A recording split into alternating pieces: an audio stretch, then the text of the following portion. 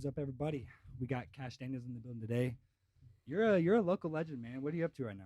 Oh man, well, first off, thanks for having me. I've not done one of these in a long time. Like I'm the guest, Yeah, so it's you all got a dope setup here, man. I saw a couple of your interviews that you've done with a couple of my boys with Knockout and Joe, and your last one with Tyler. Tyler. Yeah, So yeah, dude, we've been trying to take over. Get a really good idea of like Kentucky. Because right, this is our hometown, and this is what this is where we've been all our whole life. We that's want dope, to man. represent. You know what I'm saying? Absolutely, That yeah, is that's literally what you're kind of known for. yeah. I guess so. I did my thing with football and stayed around here in Lexington just because there's really nothing back home for me in East Kentucky, but I've been up to a lot of stuff, man. I've been in sports broadcasting. I've been in my own podcast and everything like that. Covering sports and different things of that nature. Then I had an off season where I try to take athletes, coaches, media personalities, anybody that's involved in sports, out into the outdoors because that was my biggest thing growing up was Yeah, sports and the outdoors. So I was trying to, well, what's the two things you love and try to combine them. right. So Make content out of it. yeah, that's it. Actually, I want to ask you more about the off season because that's what I watched your last video where you went turkey hunting, hmm and dude, that shit was so cool. Thanks, man. You- It's shout out to my guy David for making us look good on there. But yeah, it was cool. A lot of people. So like the thing you need to know about the hunting industry is that like it's very cut and dry as far as like what people want to see content wise. right.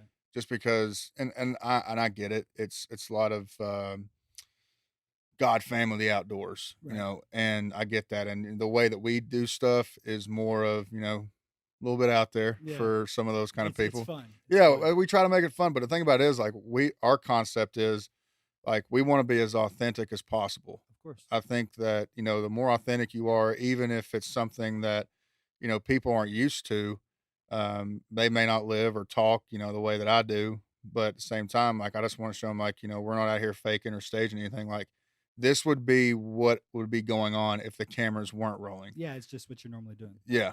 Yeah. So we try to give, and the thing about it is like the athletes that we do take, we find it that they find it more comfortable that way Yeah. because they're like, okay, I'm in an environment where, I don't have to be buttoned up. I don't have to be, picture perfect It's the not whole so time. cutting edge. Right. Yeah. Exactly. Because some of the guys we deal with, I mean, like Josh Allen, for example, like, guys like that are covered by cameras everywhere they go. Everywhere. They have to be Yeah. professional everywhere they go.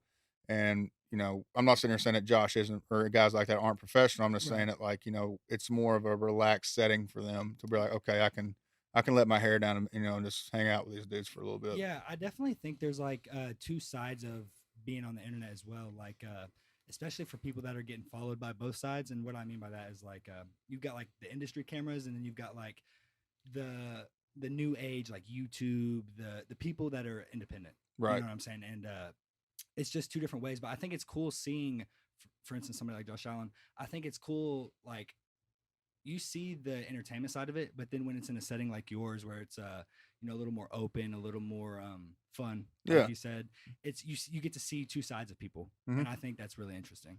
Yeah. And that's really the thing with why I really started it because like, if you go back and you watch the first video that I put out when I was pond fishing out here, and this was still when I was playing, this was actually going into my senior year. One of the things I said in there was like, one of the reasons why I want to do this because like people don't get to see this side of me. Like this is how I, actually am. The only thing that they saw was, the crazed out linebacker that was out there, hooting, hollering, and screaming, and Yeah, being intense and stuff all the time. When that's just who I was when I was playing. That's two different people. yeah, That's like two different almost entities, if I yeah. can put it that way. I know Multiple it's personalities. sometimes like crazy to even think about, but Right. like 99% of the time, it's just like that's who I am off the field is who you're going to see literally 99% of the Yeah. time. So, You have to have a different energy though when you're on the field. oh, you I did, think to be a standout player, you have to bring something else to the table that something that you can't just learn from a book. You know what I'm saying? You right? got to have the passion and love for it. Yeah, I mean, you got to have a couple loose screws to play football in general, Yeah. and you got to have a couple more loose screws to play defense. So, I mean, like if you're around a bunch of football guys, like you'll hear them talk about all the time the difference between like offensive guys and defensive guys Yeah. and specialists and different things like that, and that's actually true. But You like, think so? yeah, but like the thing like with me and what I had was that like that's what gave me confidence. Like it was almost, and I described it to people in a way to where like it was almost like, I gotten like in character No, almost, 100%. Yeah. like in my mindset. And that's what gave me the confidence. That's what gave me the edge to go out there and perform. And, it was an awesome time Well, I and think I miss it every day. yeah. Also being a Kentucky boy, I think you did bring something else to the table. You know what I'm saying? Mhm. Like the hometown hero, guy with big energy. You know what I'm saying? I think that that was a lot of the reason why people were able to gravitate toward you, especially being from here. Yeah, I think just me being me and me being authentic, and it just goes back to even when I was talking about off season, like that's the biggest thing I try to, portray is that, I'm gonna be me no matter what or what setting it's in, Yeah. you know, and the fact that, I'm from Kentucky, I'm from East Kentucky where, there's not a lot of positive light shine there. Um, I just wanted to be able to not only represent my state, but represent an area. No, exactly. For a lot of kids, back there that would only look at that as almost like a pipe dream. Yeah. And I'm, if Be they a good look at me, influence. yeah, if they look at me and say, if this guy can do it, I can do it.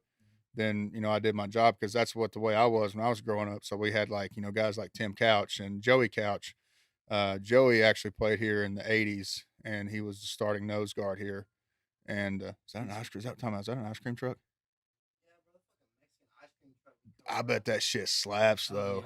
yeah. Dude, I used to I still got a kid mindset, so I'm Yeah. like, "Oh shit, ice cream truck."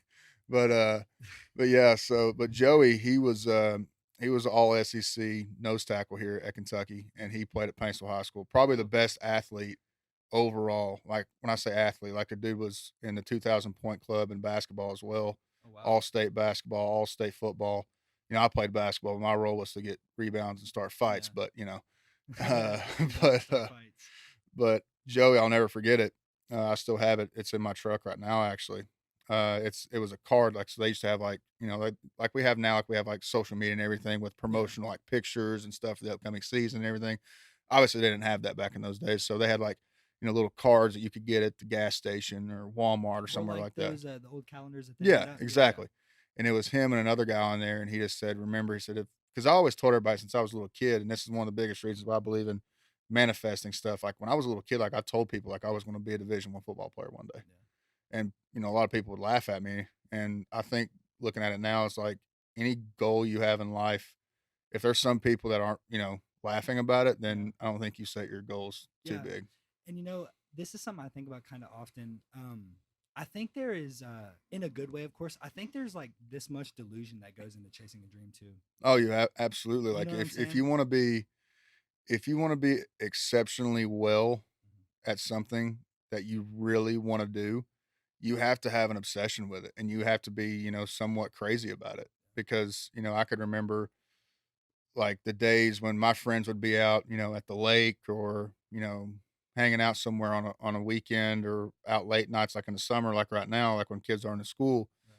you know, I was working out somewhere, I was at a camp somewhere, I was doing Putting work something. in. Yeah, just because, at the end of the day, I was like, I know I come from an area where we don't get a lot of, you know, interest in college recruiting. Yeah. And this is before social media blew up. Like social media was a So thing. you had to stand out by word of mouth. Yeah, really word of mouth and getting out to camps all across the country. So like you're going to like like I would literally go across, the Midwest and the Southeast, these different 1 day camps. Like I'd come up here to Kentucky, I'd go to EKU, Ohio U, I don't even want to know how much money my dad spent in Oh my gas and gosh. hotels. So But I'm sure it was so much fun. it was fun to compete. But like the thing about it was that like, you know, dad would always tell me is like, this is a job interview Yeah. kind of setting. And that's kind of what happened was, back in the day, back in the day, hell, I talk like I'm 40 years old, but but the way It feels like but it the way though. how it's all changed though, man, Yeah. I'm telling you, it does feel like, I was like almost like playing the '80s almost Yeah. because like I said, social media was a thing, but it wasn't used like it is today. Dude, it's I mean, you're older than me, but even I can feel it. You know what I'm Mhm. saying? I was outside all the time as a kid, and like just now, things are so different. Yeah. But you can continue. Yeah, Yeah, it's crazy, but back in those days, you had the rivals camp, which you still do have it, I think. it's like Um, the 707. it's not 7-on-7, it's more like a just individualized camp.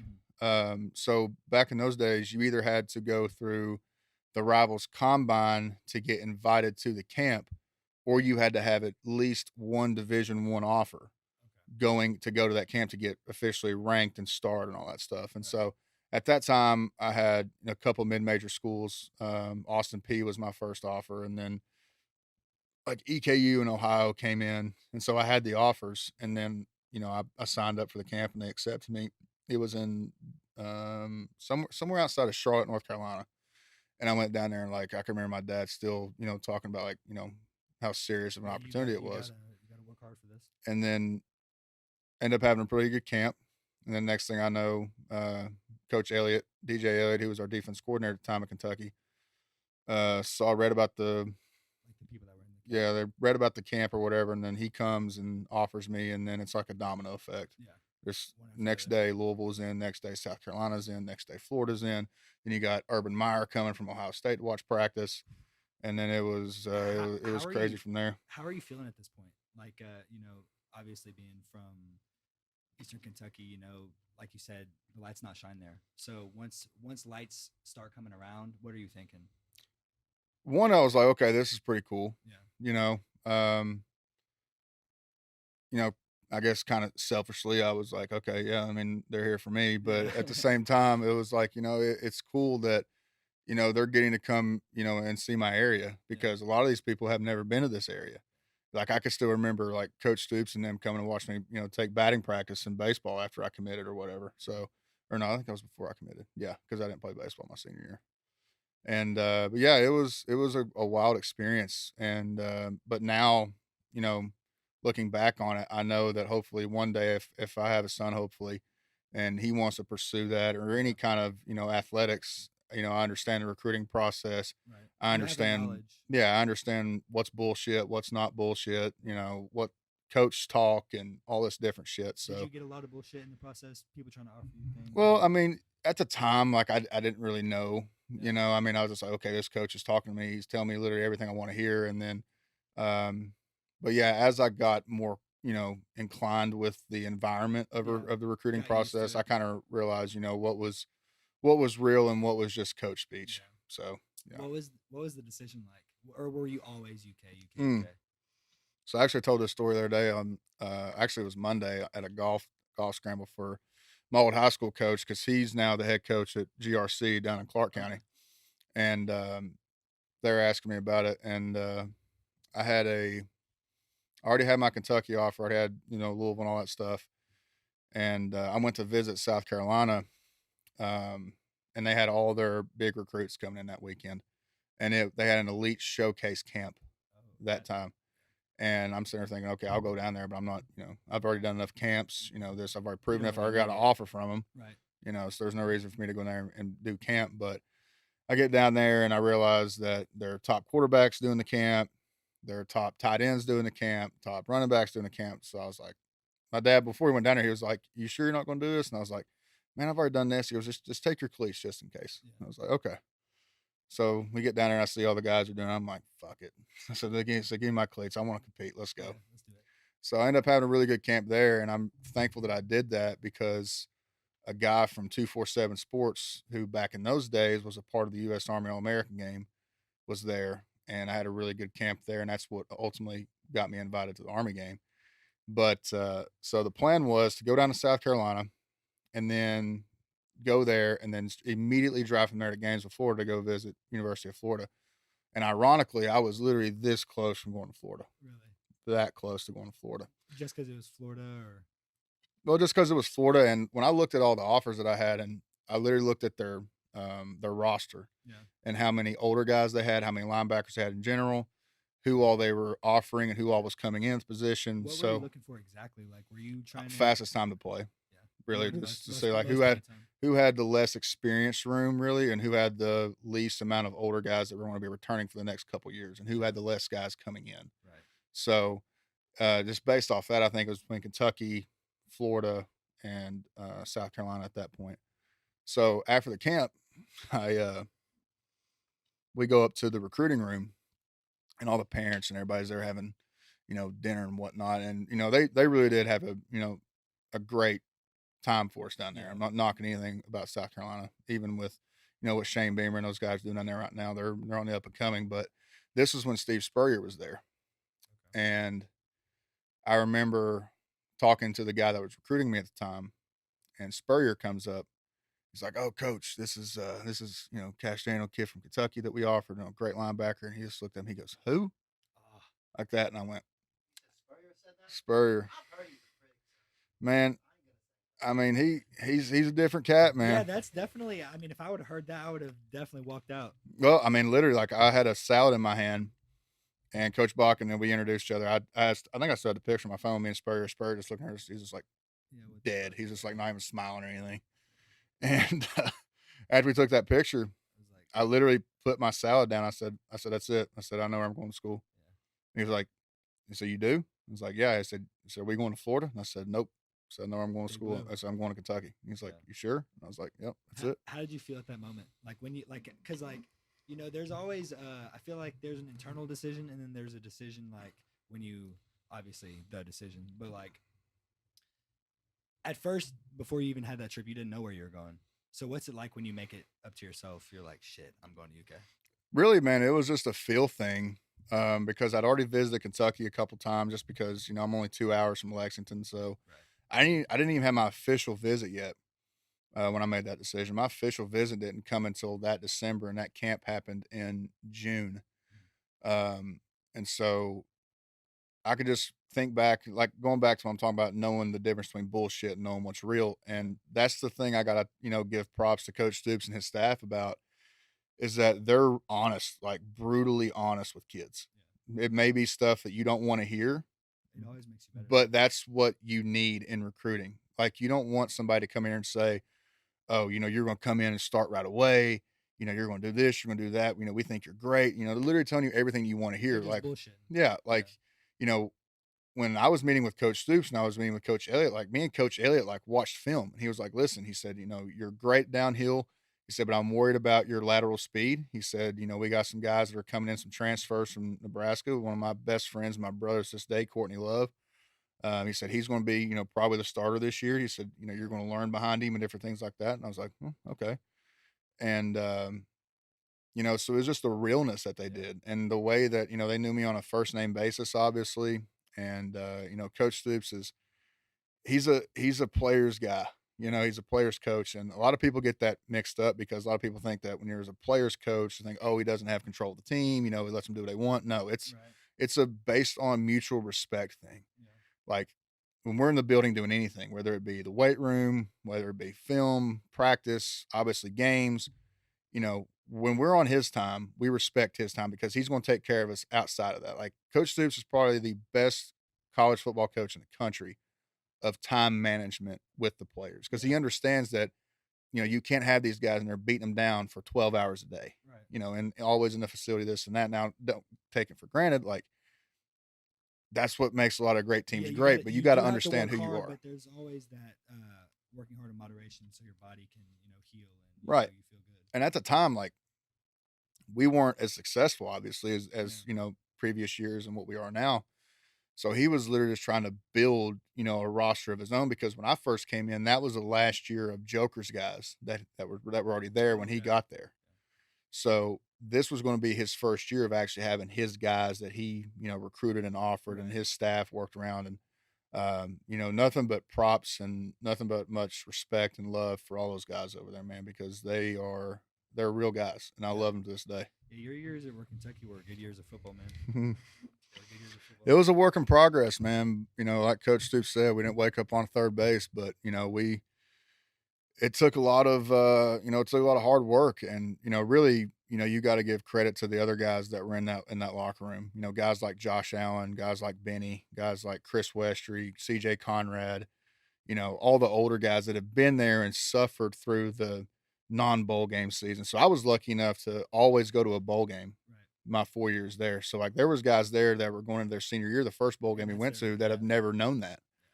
So, it was a work in progress, but going into my junior year with the 10-3 team when we won the Citrus Bowl, like that was the closest, like tight knit group that I've ever been around. Yeah. Like we were legit family, Well, I mean, and we could run practice by ourselves, and we actually did. it shows through the team though. You know what Yeah, I mean? When a team is that, when the team chemistry is there like that, it always shows. absolutely. So like even like so like right now in the summer, coaches aren't allowed to be out. I don't know what if this rule still exists or not, but back in those days, coaches couldn't be out like having like practice technically, with just no helmet, no gear, no nothing, just out there doing individual stuff. But Eddie Gran would give a script to all the leaders of the each position group on the offense. Coach House would give us, a script for all the position guys in their position room, leaders in their position room for defense. And we would literally go out there and run practice, and they would literally stand out there with binoculars Yeah, so they can see and it. like watch us work. And like we went from end of stretch to individual to half line run, half line pass, 7-on-7 team, all that stuff. And we ran it like it was clockwork. And so like when fall camp came around, we were like, okay, we're used to Ready. this. We're Yeah, ready you're to go. ready Like to we go. already know like what we're supposed to do. And we already know half the playbook. Right. So that was what made us so good, I think. I I have a question about UK football. Mhm. What were some of your most memorable times as a player? And then I also have a following question for that. Since you played football, they changed that rule where you could benefit off your likeness after you left, right? Yeah. So I missed that shit by 2 years. Oh, Dude. I know. I If know. I would have gotten redshirted, then I would have had a COVID year, Yeah. and then the COVID year would have been first year of NIL. Oh, so then you would have gotten. I would have gotten it. Oh, Yeah. how does that make you feel? Then I want to hear your Man, opinion. I've talked about this with so many people. But to answer your first question, the most memorable stuff, man, like people think it's like games and moments on the field, but really it's like it's the plane rides with the guys, it's the locker room with the dudes, like jackassing around after Yeah, practice, and the brotherhood. it literally just the Yeah, camaraderie of a locker room. Like I wish that like you know the whole country could know like a locker room like mindset. but then it wouldn't be as fun though. It wouldn't, but at the You know same what I it mean? wouldn't be as fun, but at the same time, like people would understand that it's not all about you.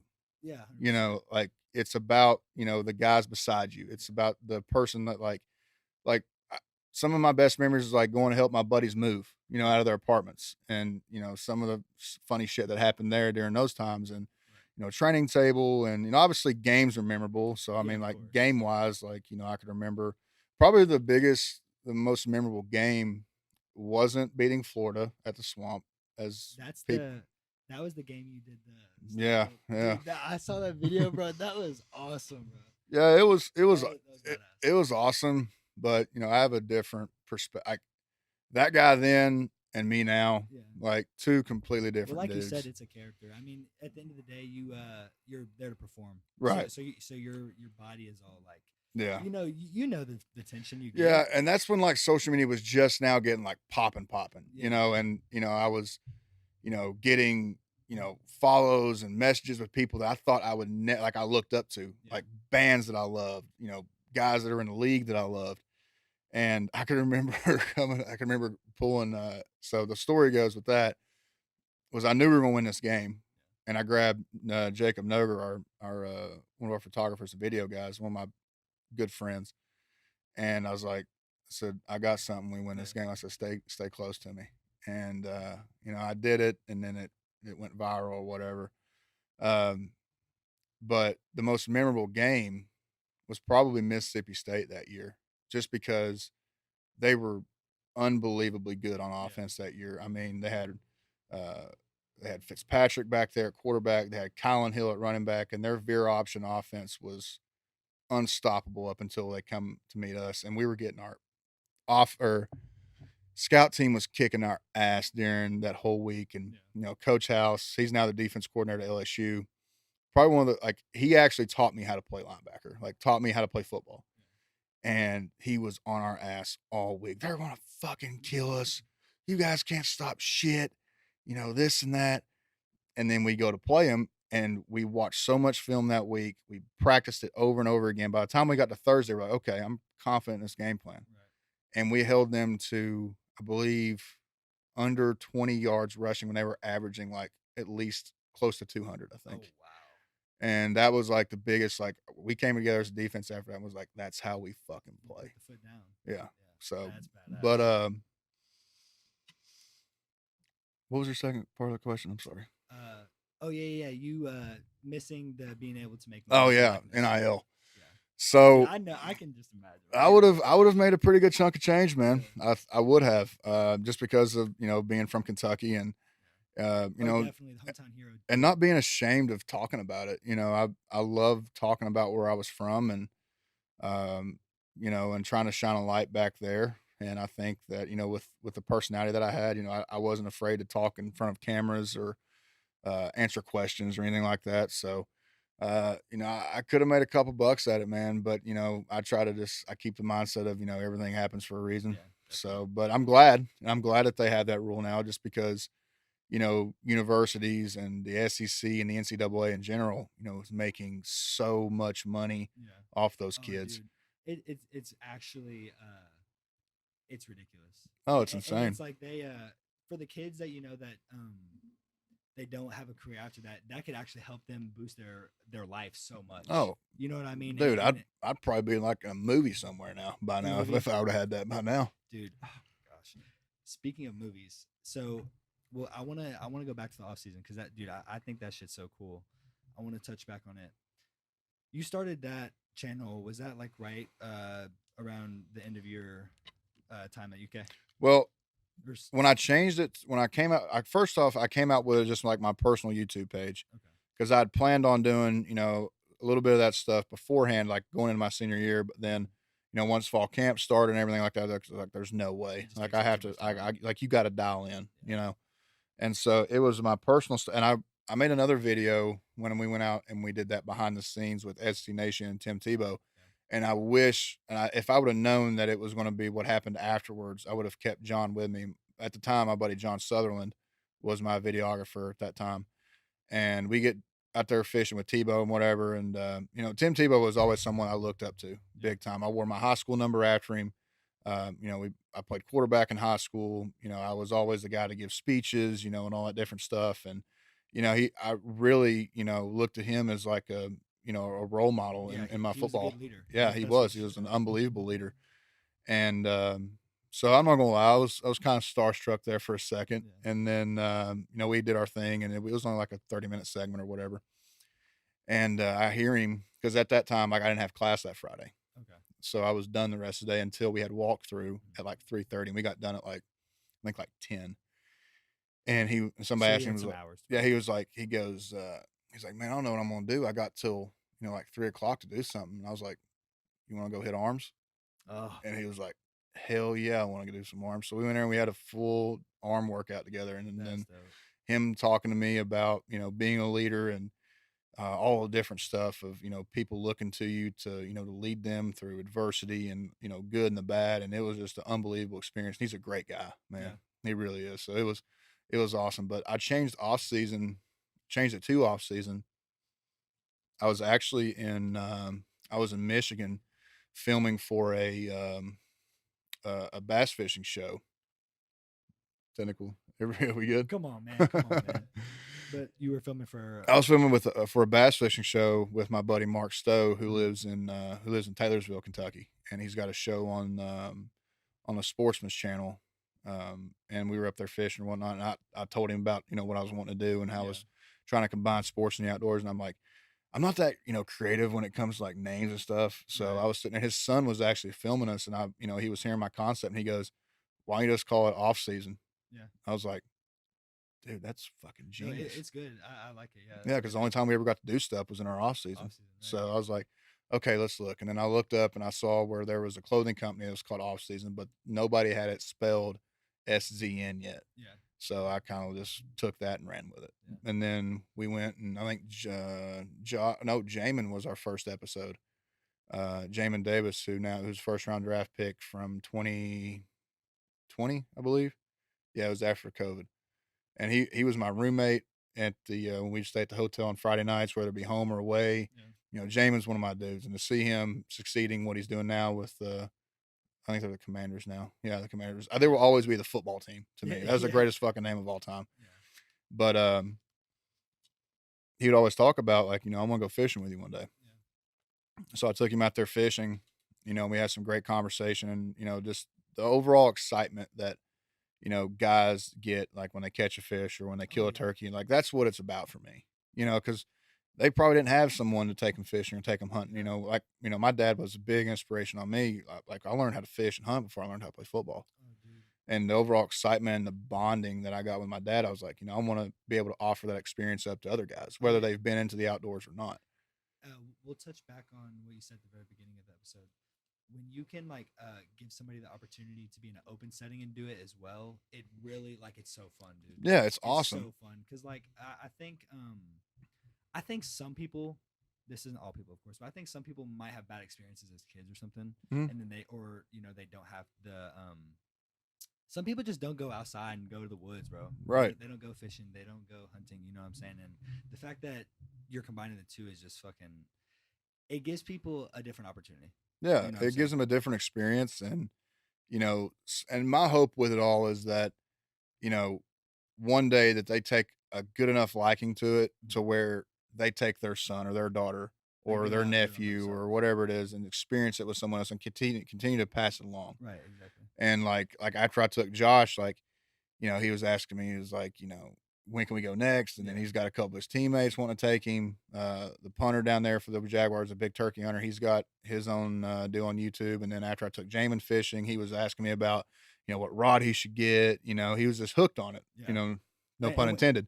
But, it's stuff like that. Like, okay, they had a great time yeah, good time. and they're going to continue to want to do it. Yeah. So hopefully we can get out there and do it again. I know I want to take Jamin fishing again. And, we had some stuff lined up this year. So I took my buddy Ethan Wolf last year, who actually played at the University of Tennessee, Mhm. and that's actually how we met. Was on the field, and it was I think a fight broke out or something, Of course. and we were sitting there trying to pull people back. We're like, oh, because we're like, I'm down to fight, but like if it's in the right situation, but like it was just something stupid after a field goal or something, and we're trying to pull dudes apart, Yeah. and then he looks at me. He goes, "Wait a minute." He goes, "You hunting fish, don't you?" I was like, "Yeah." He's like, "Oh." He was like, This "Oh, is dude, on that's the field. yeah, it's on the field. It's like sold out Neyland Stadium. There's like 100,000 screaming plus fans going on, and everybody's sitting there in the midst of a fight. And he goes, "Wait a minute, you hunting fish, don't you?" That's funny. I was like, "Yeah." And so we kind of kept in contact after that, and I took him last year, and so he's real big into that too, and he understands the concept and loves the concept. He actually plays for the Defenders in the XFL, Okay. so his season kind of didn't match up to turkey season because it was right in the middle of turkey season. Right. And What's we're the window for turkey season? so it starts in early March in South Florida. So states open up differently Okay. depending on their population, how many birds they had killed last year, what their population was surveyed going into this year. And so it goes. Last year we went Florida, Mississippi, uh, Tennessee, Kentucky, Georgia. That's what we did last year. And this year, um, I really only got to hunt Kentucky. Yeah. And we were actually going to like we had it set up to where we were going to take George Kittle turkey hunting. That would have been an Good time. unbelievable episode for us. But with his schedule and everything, and George's schedule, we just couldn't It's make hard it to get work. everybody at But the same time. Yeah. yeah, but we're putting more effort and thought into it, planning wise, going forward. Like we're supposed to have a couple fishing episodes this summer. Yeah. And really dial in to plan this stuff way ahead of time instead of maybe a month ahead. We plan it like Right. 3 or 4 months ahead. Yeah, just so you can get more episodes out. And stuff. Exactly. Yeah. Yep. Is that so you kind of do a lot of different stuff, man. You work out. What's like your routine right now? Man, so it's actually about to change. I actually just took a job, so I'll be starting in medical device sales 2 days after my birthday, Yeah. coming on the 26th. So up until then, man, I worked for the bourbon company at RD1 Spirits. Coach Stoops is actually the majority owner of that company. Did a lot of marketing and stuff like that for them, and then did the same thing with the credit union. So I got NIL, Yeah. but it wasn't until after I got done playing. Yeah. And but like right now, but I still keep myself like on a Tight schedule. tight schedule. Like I wake up in Sports the will teach morning. you that, dude. Yeah, it does, and it's just something that I can never like just completely not get after it. I mean that's just not in me to not do it. So Mhm. I get up about 6 a.m. If I sleep till like 7, like I'm in my head like you fucking loser, like, get the fuck Yeah. out of bed. And I get up at 6 a.m. I go walk. I come back. I have breakfast. I read a little bit. Might write some a little bit, and just to clear my head for the day. Right. Get out in the sun a little bit, You and like writing? yeah, That's interesting. What Mm. do you like? What do you write about? Do you like write short stories or like do you journal? Like, what do you? a little bit of everything, man. Like what I really do every day is I start out of three things I'm grateful for every day, just because even in the midst of you know anything in life, there's always something you can find to be grateful for, and that's Oh, what dude. gets you through the day. Yes. And so I find three different things every day that I'm grateful for, and then I could write a little bit about my thoughts and what I'm thinking at that time. Um, you know, Sometimes I write out my fears, Yep. and I write out my goals and how I can achieve those goals. And I listen to a lot of podcasts, so I take notes, about what the conversation may have been, or it may have been a perspective that I hasn't haven't thought of yet. Something that you want to keep with Yeah, you. something that I'm like, okay, let's keep this in perspective when we're dealing with this situation, or Right. that situation, and then I get up after I eat my breakfast, let it digest for like an hour or so because it's pretty big breakfast, and then I go work out. And that's the place where it's always been a place for me where I can just let it go, Yeah. you know, Get it all out. especially since I don't have practice anymore. I can't go run Yeah. 30 yards down the field and fuck someone up. So do Exactly. that today, you're going to jail. Oh But gosh. so I go in the weight room and I just I bang it out in there, and I get on a treadmill afterwards and walk some a little bit more, come home, eat, and really just try to hack out like whatever goals I have set. Yeah. I try to do something every day. Yeah. Even if it's a small step, Just being productive. just try to be Just stay productive. productive. Yeah. Exactly. It seems like you do a lot of like small things to make sure you keep up with your mental health. Like you write. Obviously, the gym is, dude. It's the gym. A lot of people that don't work out don't understand the benefit. My buddy right here, he always says, the gym is more for your mind than it even is for your body. Absolutely. You know That's what I why I mean? continued. If I didn't have the gym, I don't even know what kind of mind space I would be in. Oh, dude. And it's actually insane. Like don't get me wrong, like, at the end of the day, like, I want to look, a certain way, Of course, yeah. but at the same time is like your cortisone levels when you come out of that, or not cortisone levels, your what's it, dopamine. Yeah, Yeah. dopamine levels. Cortisone. So they're talking about getting shot up like I was back here playing again. Speaking of cortisone, I've had a lot of cortisone shots in my day. Oh gosh. But just the overall feeling that, especially when I do it first thing in the morning, Mhm. is that I already got my quote unquote hardest part of the day out of the way. Oh yeah, As yeah. We far as work like out from early. a physical standpoint, I Yeah. push through, you know, not wanting to even go. Like there's days there's a lot of days where like I really don't want to do this. Oh Like I yeah, I really feel don't you. want to go. I know I'm gonna be sore. I know I'm gonna do this and I know it's gonna do that. But at the end of the day, like I know I have to do that because I know what's on the other side of that. Like if I don't, as Of far as course. like a mental clarity Yeah. thing. Well, I think also like being an athlete, it's something to you've done it for so long, so why not maintain it? Because it's really only beneficial. You know what I mean? It's something Yeah. that it's better to keep up with than to lose. Well, you'd be surprised though. A lot of guys like they looked at it as like I have to go lift throughout the time of they were an athlete. Like you Right. have to do this stuff in order to be somewhat productive on the field. And a lot of those guys like they hate it so much to where like, they kind of just stop. Yeah. And one of the things Well, that I think people might grow resentment to it though. Like you're working so hard for so you can long, get and then burnt out on it. yeah, that's what You I'm can, saying. and Like especially like for guys that don't move on to the league or anything. Like oh, I don't have to get up and yeah, put my body exactly. through hell anymore. Yeah, Okay, bet. But it's not about they putting your lose the body through motivation. hell. Yeah, Yeah. it's the it more so, not so much more motivation, just because like you can motivation comes like the wind. Yeah, dude. Oh It literally gosh, comes like the yes. wind. Like it could be here, and the next thing you know, it's fucking gone. Yeah, yeah, It yeah. really just it's Discipline, discipline. discipline. Yeah, Yeah, of it's course. just dialing your discipline, because if I can be disciplined and getting up and doing this routine and pushing myself beyond boundaries that I thought I couldn't push myself through, what else can I do outside of the gym? I can apply that to my goals that I want to, achieve. I can Mhm. apply that to, like a business you want to start. You can apply it to, a podcast show, literally anything you want to do, because even if it's not the immediate, reaction that you wanted or the success you thought you'd have, it teaches you that not everything's going to happen in one day. And it, just keep stacking bricks, one brick at a time. It's a win after a win after a win. Win's a win, baby. Yes, sir. Yes, sir. After so many wins, it just I don't remember the quote exactly. I'm not even trying to say it because I'd butcher it. But it's like you just stack up so many wins over time that like you get in the habit of winning, like Yeah. waking up, making your bed, waking up, writing, waking up, doing the things that you're supposed to do. I've said on the podcast so many times.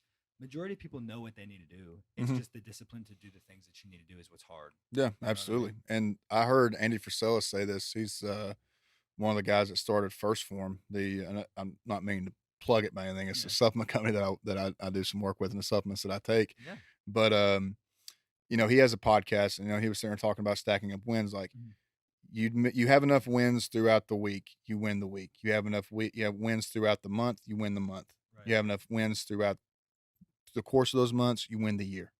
And so, just like you're saying, just keep stacking wins on wins on wins Yeah. to where you're just like, okay, I don't have any other option but to win. Yeah, and it just becomes habit. Like the daily your daily routine. If you can just like, yeah, bro, yeah, a win is a win. Like you said. Exactly.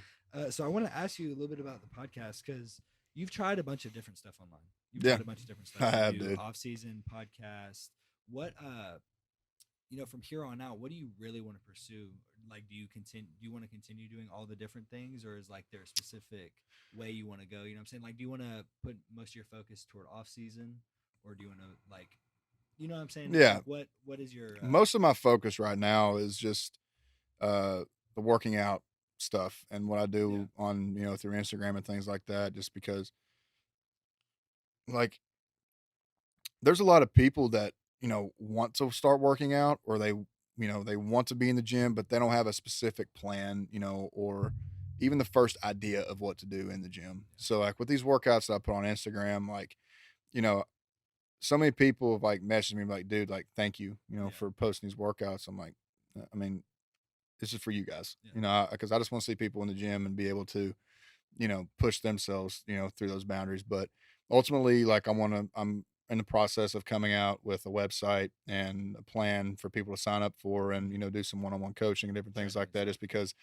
I've had so many great teachers in this field, from my strength conditioning staff at UK, two of the best head strength coaches, I think, in the country, and Corey Edmond and Mark Hill, where I've learned so much stuff, through them, and be able to apply it to what I do now. And then, learning from different people that I've read about, or watched their videos or different things like that, to where, for the people that do follow me, like, I just want to be able to offer up something to them. And I think that that's one area that That's the way that you I can do know a that. lot of that area. I'm not a licensed nutritionist. I'm not a licensed trainer, but evidence speaks for itself, because Oh, I used to be a fucking, like, tank as far as like the way I looked, and I thought I knew, you know. Did you lose weight? Like, have you cut since you played? Yeah, yeah, I have, man. I'm weighing right now at about 230. I played at about anywhere between 240 to 245, because I didn't understand nutrition at that time.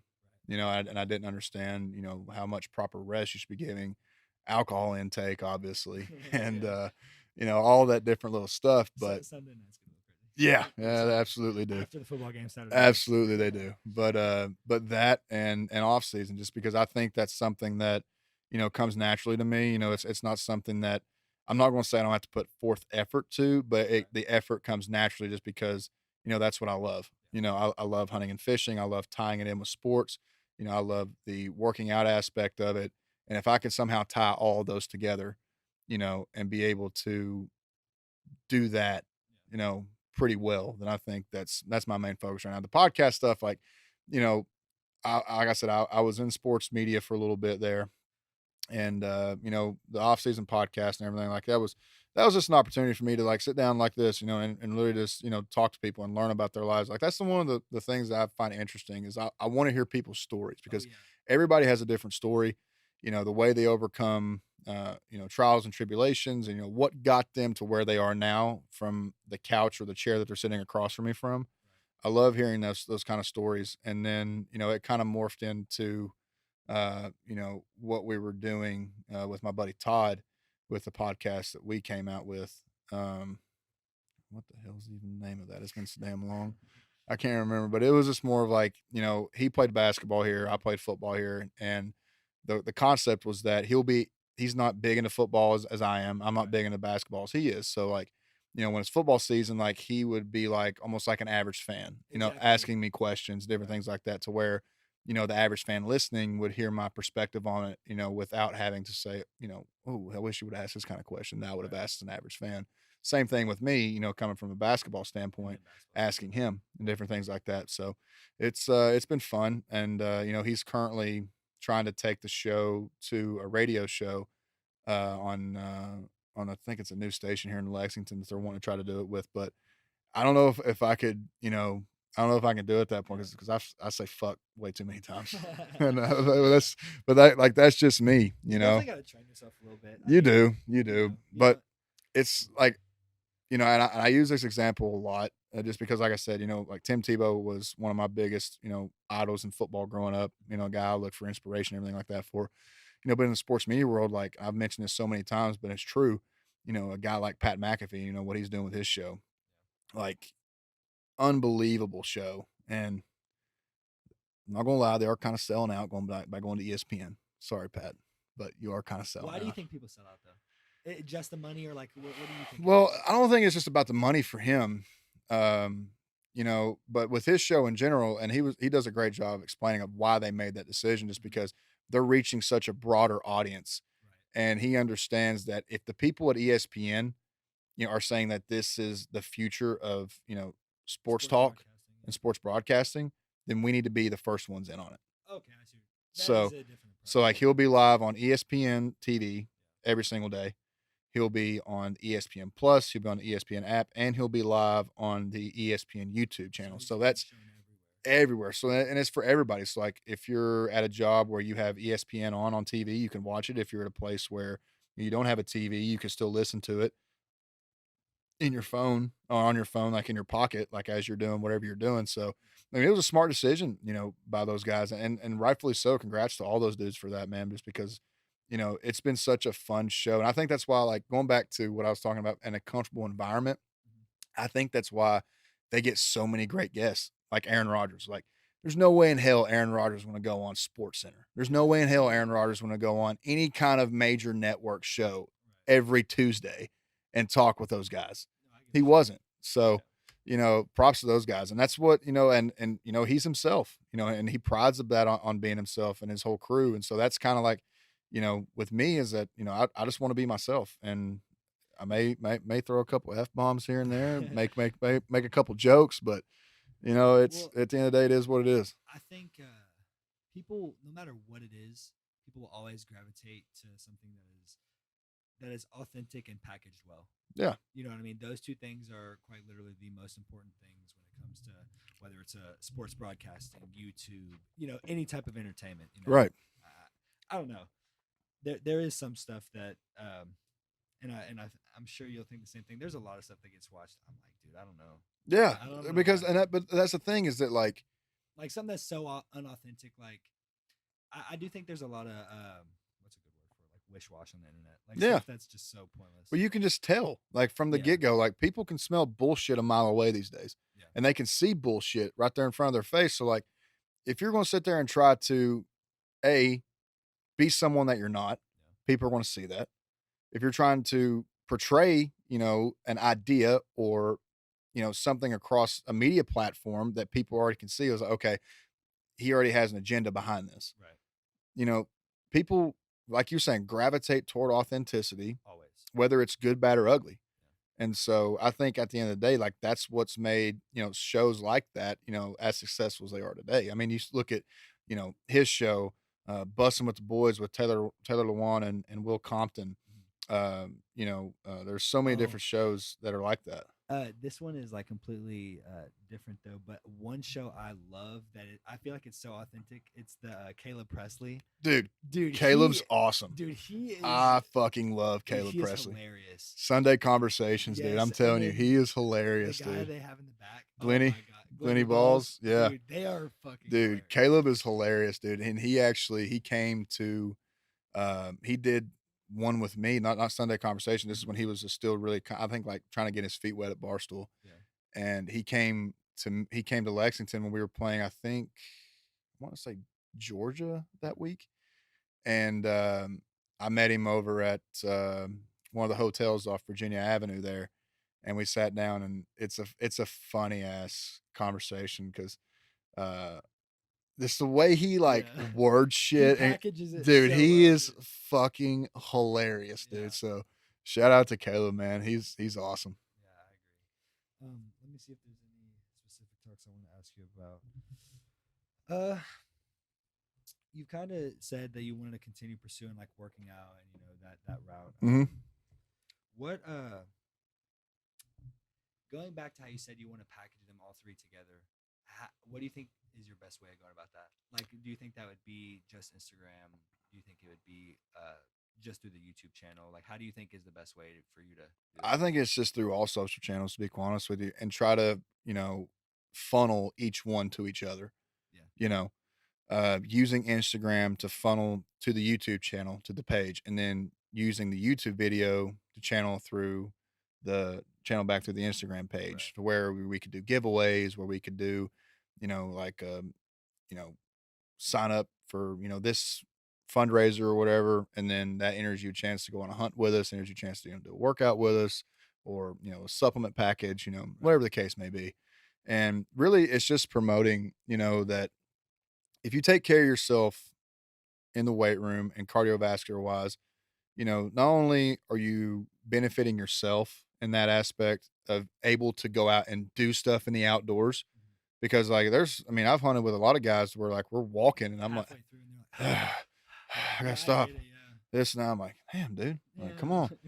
But, and the really is, if you're taking care of yourself then and there, you'll be able to, when you do pass it down to your kids, or to your nephew or your niece or whoever the case may be, your brother, your sister, whoever it may be, you're prolonging your life to be there with those experience those times with them. Oh, 100%. So that's really the goal of it is, with the YouTube channel, we're trying to, frame it to where, it's not just a hunt. It's us working out, it's us, fucking around, bullshitting around camp, having fun, then going out and doing the hunt, and then, just the overall experience from it, just literally the day to day Yeah. of what we do out there. Like even when we're traveling, like, I'll go find a gym somewhere. A It random. may be, a random Planet Fitness in the middle of, bumfucked Egypt and Mississippi, where there's sawdust everywhere, and Yeah. you're going there and you're like, damn, this is what Planet Fitness is about. Okay, Yeah. cool, bet. And but yeah, we're still going to get it in, and at the end of the day, like I said, it's an opportunity for me to do all the things that I love, Yeah. Be able and to.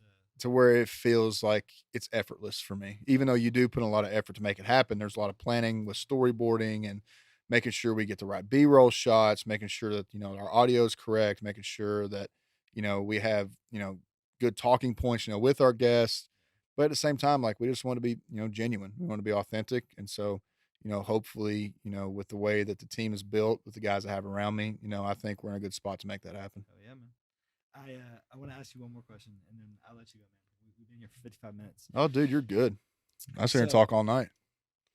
if something else pops up through this, we'll keep going. But there's a clip of you on YouTube where you did a it's like a WWE. Oh yeah. Dude, how is Yeah. that? Yeah. So that was so funny enough, man. I turned WWE down like 3 times. Really? Yeah, I think I kind of missed my calling on that one. Dude, why? That I don't seems know, like dude. so Like at the fun. time, man, like the first time they came and offered it to me, like my body was still jacked. Like I still have like a little bit of back issues and things like that. I was still recovering from the 10,000 concussions that I got. Football is treacherous. Yeah. I could tell you a couple great concussion stories too. But yeah, so I turned them down the first time, and then they came back to me, and I think at that time I had something going on to where I literally just couldn't make the tryout or whatever. Oh, like you couldn't make it. Yeah, and then the third time, um, I honestly you know, with me, like, I don't get me wrong, like, I love wrestling. I think it's some of the most entertaining shit out there, like, the storytelling, the emotion, the athleticism, like, I think it's almost like just a violent play is all it Yeah. is. That's the way I describe it. It is a violent stage act play, Yeah. and they do it perfectively. Oh, they kick ass. It's awesome, dude. Yeah. It's like this from the Attitude Era with Austin and The Rock Oh, and dude, those are legendary moments. all those guys, man. Now you got guys like, Roman Reigns and Cody Rhodes and Brock Lesnar and, all those guys. It's like, dude, the storytelling is like what gets fans hooked. That's what I was gonna say. I don't think people that don't know about wrestling, like a lot of people, they throw that out. Like that's what makes it good is that it's kind of fake. People, are Yeah. like, you know what I'm saying? If they want to go watch somebody get their fucking face caved in, they can go to the UFC. Just watch UFC. Yeah, exactly. But like WWE, it's a lot more like you said, the storylines there, and the true fans know that it doesn't Yeah. matter. You know what I No, mean? they're there to be entertained. Yeah, exactly. And even, you got a guy like Brock Lesnar who's done both. Former UFC heavyweight champion. He's a WWE champion. Like, if an alien, He's a dude, unit. I'm telling you, if like right now, like if an alien species, like a extraterrestrial species came down, they said, all right, we got our guy. Who's your guy? I'm like, Brock fucking Lesnar. Get that guy out here right now because he will absolutely tear your ass apart. But yeah, so but actually one of my teammates is down there training right now. Abule. He's down there training. He's been doing it. He went to the Dallas tryout, I think, around this time last year. And so he's down in Orlando doing the training to hopefully get to NXT and then, hopefully make it to the main roster. I hope he does, man. That'd be awesome, man. But, with that, comes a lot of, risk, with injuries like just like in football, broken bones, torn ligaments, concussions being a really big thing. That's why they don't do chair shots to the head anymore.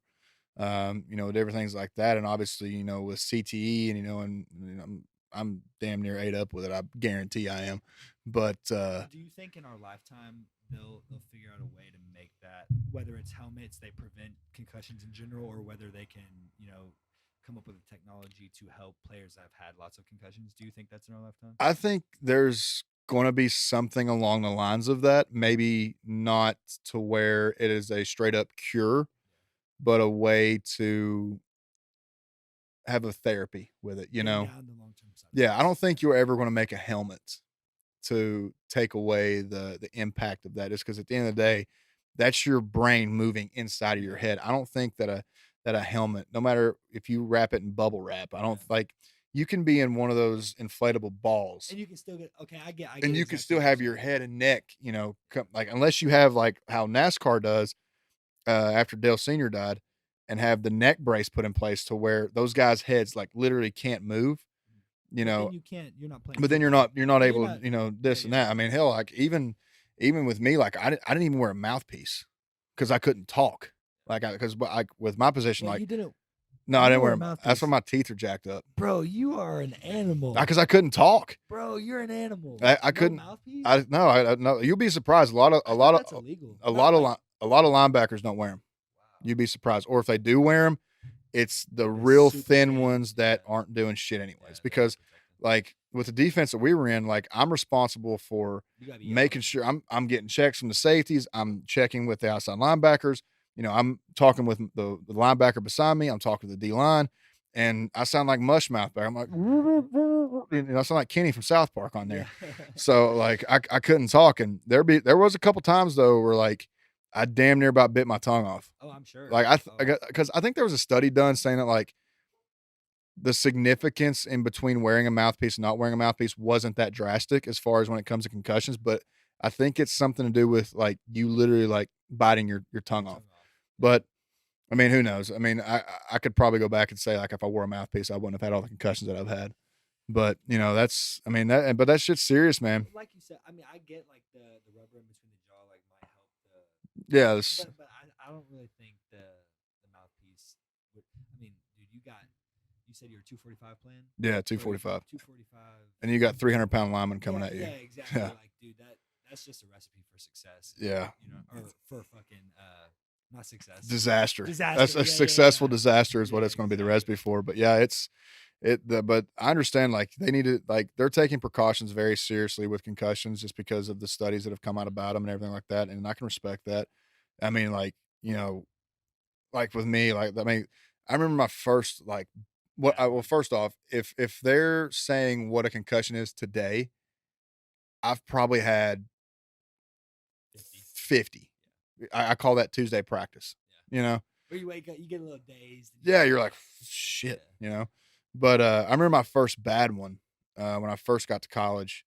We were in spring practice, and a receiver came across the middle, and I didn't have enough time. I just literally like just ducked my head and like just kind of ran right into his chest. And I come up, and it's like stars, and like it's everything's like moving, and an instant headache. And then I couldn't remember my name Oh shit. for like 2 days. After when I woke up, I'm like I had to like you all ever seen Blue Mountain State? Yes, of course. This, Oh, you know, that is legendary. the C word episode where Thad had to like they had to like write shit down for Thad. Oh yes. Literally, like I had to like Yeah. write shit down. Like when I woke up, I'm like, okay, you got class here at this time. Oh my. You have to be at the training room at this time. Yeah. And I would literally wear sunglasses everywhere, like especially like during the season, like.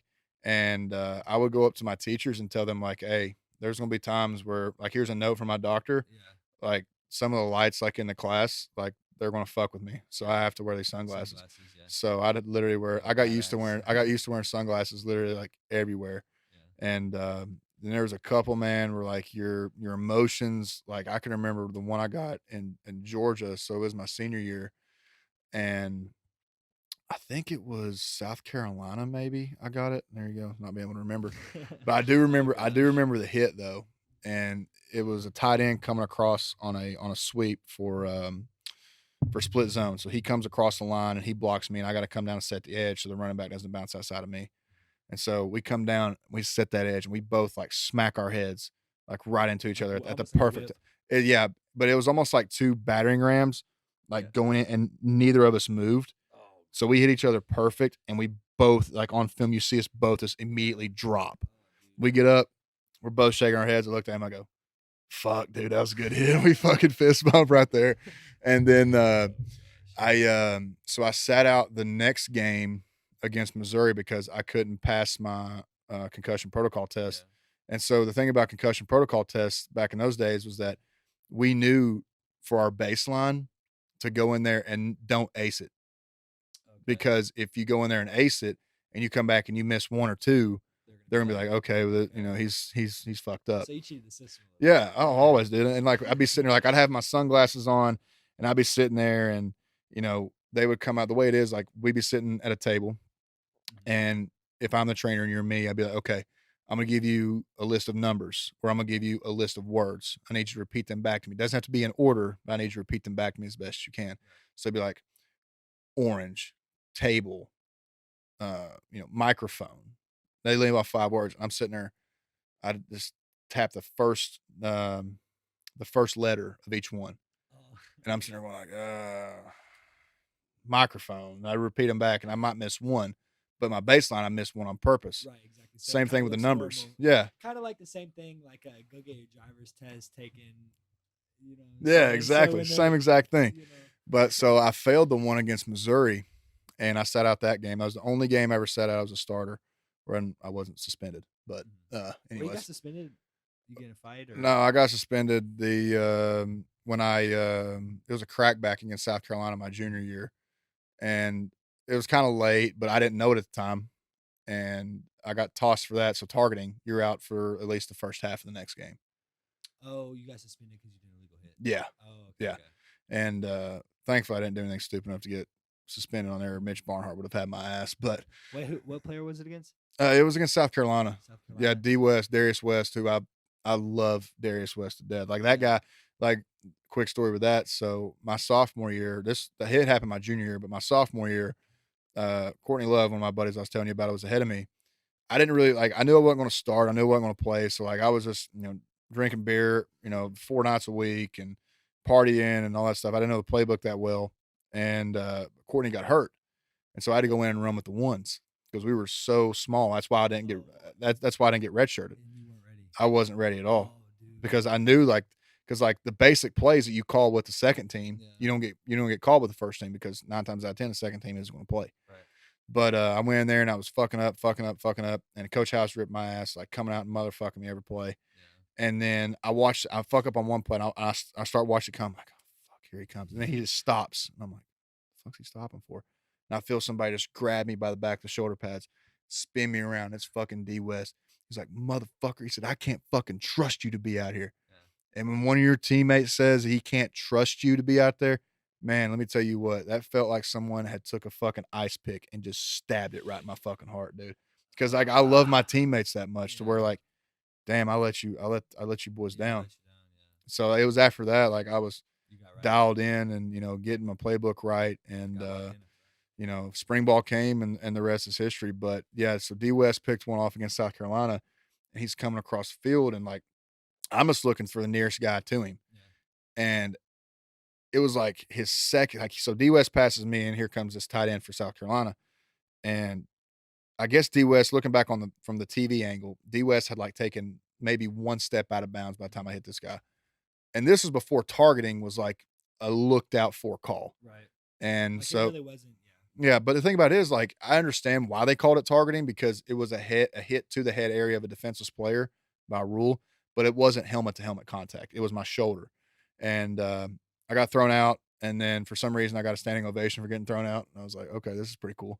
And then I went into the to the locker room, sat in the hot tub, watched the rest of the game, came back out. But yeah, I got suspended against Mississippi State the first half of the next game. No, it was Texas A&M, and but yeah, so going back to Kentucky story real quick, and then we'll get out of here. Um, so I failed it after South Carolina. We played Missouri that week, and I didn't play. And then Georgia was coming up, and I was still fucked up. Yeah. It was bad, and I'm like, I'm not missing this fucking game. You gotta play against I got to play against Yeah. Georgia. So go in there, do the sunglasses trick. Got the phone underneath the table, and I'm typing out the first letters of each word. I'm typing out the numbers as best as I can, and I passed it. Don't know how, but I did. And By some way. some way, that's God, baby. But He wanted you to play. God did want me to play that game. I don't know. I don't actually looking back at it, I think it was his way of saying, no, you shouldn't have played. But so we go play against Georgia. It's between the hedges. It's rainy. Everybody's gonna be running the football. And the thing about people need to know about Georgia and the reason why they're so fucking good is because they are straight up maulers on that offensive line and tight end group. They don't come to They're block blocking. you. They don't come to block you. They come to fucking destroy you, to literally try to put you in the dirt and let you know about it. That's why I always love playing against them, just Yeah. because that was The that was intensity, that was yeah. our lifestyle You're a too. competitor. I can definitely tell. Oh, You- dude, you- I you dude, like the- dude, if we pulled out a chessboard right now, I'm I'd be nowhere near ready at chess, too. like, but I'm ready to rock and roll. Oh, yeah. But We'll go play basketball or something one day. Okay. Something I can maybe Bet. get you in. Bet. And so they ran a toss sweep play, and I knew by the split of this number 2 receiver that he was either going to crash on the DN or he's going to crash on me. And so the toss came, and I see him start to go to the DN. So I'm like, okay, I'm gonna try to get over the top of him. He was so smart that he went to look like he was going to chip the DN, and then instantly, as I took my eyes off, came right at me and fucking cleaned my clock, spun me, and I'm like sitting down there. I wake up, I'm like, where the fuck Oh am wait, I? so you were already kind of fucked up. I was still fucked up, and then he hit me And then- again. oh my god.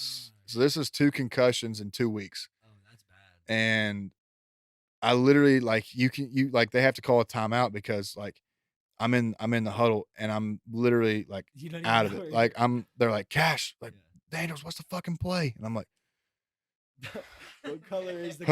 I'm like, where are we? Oh, And wow. so they take me out, they take me to the locker room, and Mitch Barnhart comes down there, and I'm sitting there, and all I can remember is like, I'm not like sad about anything, like, but my brain is like mush at this point. So like, Yeah. I instantly start like bawling, Yeah. like crying, and I'm like, I don't know where the fuck I am. Like Well, this, I think I don't I've never had that bad of a concussion nothing like that, but I think it's like the because I've like gone unconscious before, and then when you wake back up, I think it's the feeling of like anxiety almost. it is, You know what I dude. It mean? was It's like a panic it's attack. what That's the fuck best. is going That's the on? best way I can describe it. Yeah. It's like almost like a panic attack, anxiety attack, because like my heart was fucking racing. Yeah. I'm sitting there like bawling my eyes out. I'm like, where the fuck It's am like I? a missed fraction in time. You're like, well, I was just awake. What the fuck? Yeah. happened?" You know what I mean? And then so they sat me in the dark room for the rest of that game, and then we flew home, and just the headache I had after that was actually no, I got it mixed up. So I got the concussion against South Carolina, Mhm. and then I went and played against Georgia because then I sat out against Missouri the next week. Mhm. So it was back to back concussions in those weeks, and so it was. I had to I missed class for a couple days. I think that semester too. Like I missed so many days just because I couldn't You couldn't go to I school. couldn't I couldn't Yeah. pay attention to You anything. couldn't learn anything if you can't. And the thing about it is with concussions is that like the only way that you could legit heal is if you're not looking at any lights, you're not looking at any phone screens, you're not watching TV. Like I'm literally just sitting You there. just have to I'm sit in just the sitting dark. in my apartment, just like with my blackout curtains and trying to sleep as much as I can. So, but yeah, concussions are scary. You know, I'll definitely, if someday I have, you know, the opportunity to have a son and he wants to play football, I'll be like, okay, listen, like that's great. You want to play, But it comes with but this. there's a price that comes with it. And I hope you know that once you make this decision, like Yeah. there's no looking back. So I Well, I hope, think that's as a parent, you always have to like. It's scary getting your kids into sport, like contact sports at least. yeah, Maybe not. I can Sports, but, like, imagine, but contact I'm sports. sure my Like, dad didn't really give a shit. He was like, ah, tough him yeah, up, throw him out there. yeah, Cause like, exactly. cause I always played up. Like I had a weird birthday. So like when my birthday being in June 24th, like Your back, dad wanted you to get beat. A little I would imagine so. I think so. I think it's like, I can't toughen him up the way these other kids can. Yeah, So let's just exactly. do it. But yeah, I always played up. I played, when I was in third grade, I played on the fifth, I was in third grade, I played on the fifth and sixth grade team. And then I always played up in baseball, always played up in basketball. So, but you know, being Made where you we're better from, though. but yeah, but being where we're from, dude, I mean, like anybody that's like even halfway athletic, Yeah. like you need all the help you can get, dude. Right. It's insane. But man, thank you Yes, sir. for having me, dude. I This was appreciate you awesome. coming out. Yeah, Yes. man. Anything I could ever help with, man, just let me know. Yes, sir. Is there anything else that you want to say to the people watching from your side, or anything new that you want to say to the people watching? Nah, man. Thank you guys for watching. Make sure you check out more episodes of these guys. They do a great job. Yeah. And we'll see you next time. Check out the off season and what he's got going on coming up next. Thank you all. Thank you all. Thank you all. Thank you all. Thank you all.